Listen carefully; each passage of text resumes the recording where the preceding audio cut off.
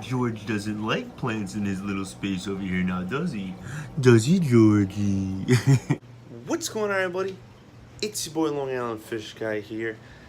Before we get into today's video, let me talk to some of my new subscribers. My channel has grown a little bit in the past few months or so.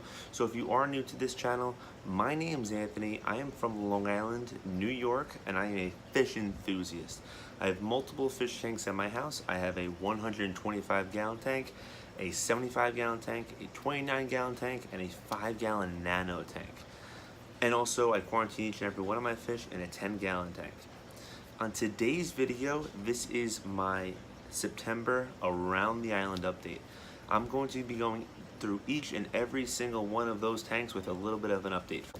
Come on, let's go see the tanks, come on.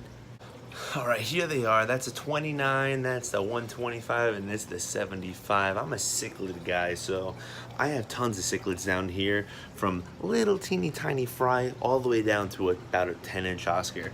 I love cichlids. I've been keeping cichlids my entire life, basically, since I was about 9, 10 years old. And I'm currently 27, so that's a long time.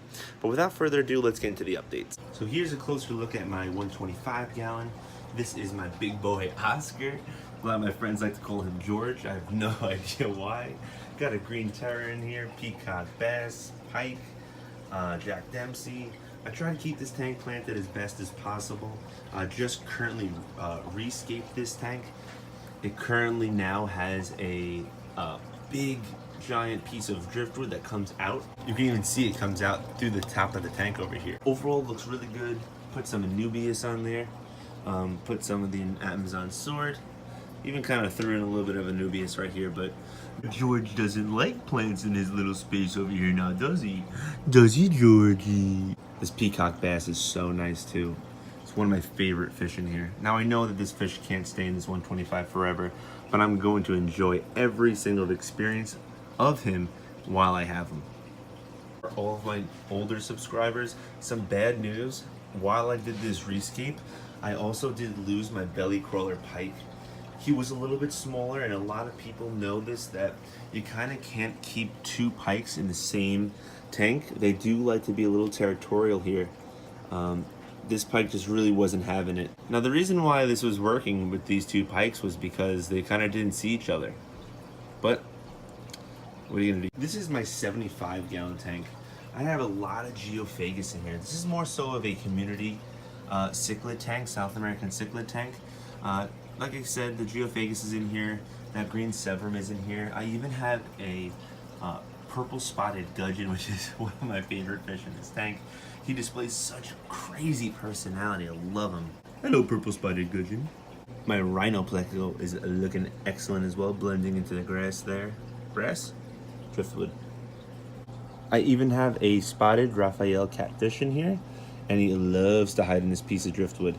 And yes, I have blackbeard algae all over all of my tanks. I've been trying to fight it forever, but I can't beat it. So if you can't beat it, you gotta join it. So now I'm just letting it riddle my tanks. And it's fine because it's not bad for the fish. Now this tank that I'm about to talk about, my 29-gallon, viewer discretion is advised. This is my 29-gallon tank. This tank had beautiful fish in it. It had a platinum angelfish, it had 3 Bolivian rams, 2 keyhole cichlids, couple quarries in here as well as the fish you see here. These are Pellegrini geophagus fry. Majority of the fish you see here, as well as some others. I have Calamanus worms in this tank. I've now treated this tank 3 different times, just trying to get rid of it. This is currently what I'm using to treat this tank. It's benzodol. It's a fabenzodol. Basically what this does is it kills the worms. I know that a lot of people use levemensol, but that basically paralyzes them and then you gotta suck them out. I wanted to go this route because it kills it. And typically you need about 2 to 3 treatments. So pick this up on Amazon. It's about $20 for 12 of them. Done 2 of these so far, so it's a little expensive, but I'm trying to save as many fish as possible in this tank. Oh, by the way, I also lost a discus in this tank. So I'm basically doing damage control. This keyhole cichlid, as a little success story, he had the Calamanus worms really bad, and he actually passed them. And if you look at him, actually, you can see that a piece of his butt is now missing. If he lets us look, he's a little shy. He doesn't like when people take a look at his butthole. You can see that a little piece of him is missing, but he's still healthy. Now, I am kind of a little upbeat about this, but I am so mad about this whole situation.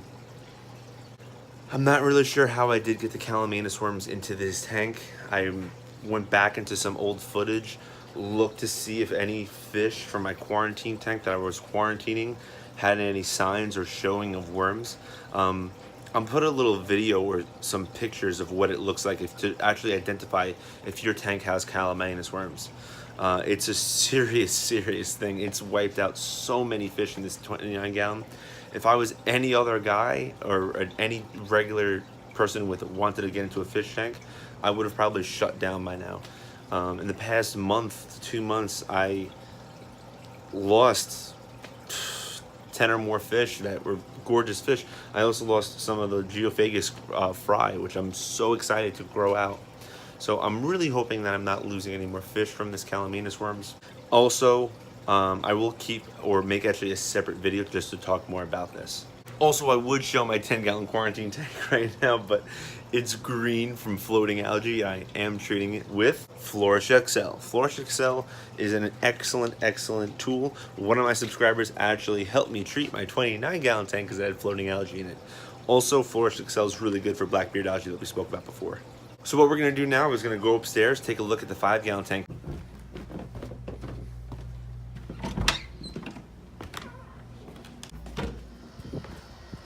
This is my bedroom, guys. I'm a big sneakerhead, if you didn't know it, also too. I got a lot of different types of sneakers, Jordans, Yeezys, the whole bit. Also don't like putting doors in my closet, so that's a whole nother situation. This is the 5-gallon nano tank. What do you know? It has blackbeard algae all over it as well. I've tried my best to get rid of the blackbeard algae in these tanks, but I can't do it. I have some smaller fish in here. Basically a shrimp right there. I actually have some apistogrammas in here, which is kind of hard to see with the algae that's on here. Gotta clean the glass, but super small tank. Might be actually taking this down soon when everything settles down in my 29-gallon tank with the Calamanus worms. But this typically is a very nice, good-looking tank, but again, the blackbeard algae keeps taking over. But guys, that's going to be it for this video. If you did like this video, be sure to like, subscribe, and comment. Please subscribe to this channel. I love interacting with the small community I do have right now, and I would love to see this community keep growing. If you are a local, be sure to slide into my DMs or do whatever you got to do. I'm also on Instagram at Long Island Fish Guy. Do post some content up on there, some fishy type memes. But again, if you do like this channel, hope to see more of you soon. Hope you enjoyed this. Peace out, everybody.